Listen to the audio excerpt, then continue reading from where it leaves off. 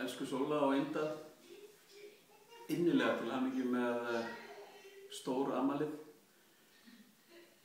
Þetta er gleðidagur fyrir ykkur en þegar þessi tvö nöfn koma upp, Sóla og Inda, þá er það ekki gleði kannski fyrir alla.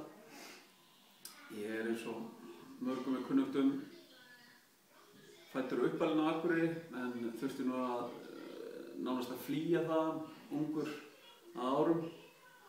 Sökum þess að það voru tvær stúlkur sem skiptu meðal annars lið til þess að eldast við mig og það var ekki mikill friður sem ég fékk.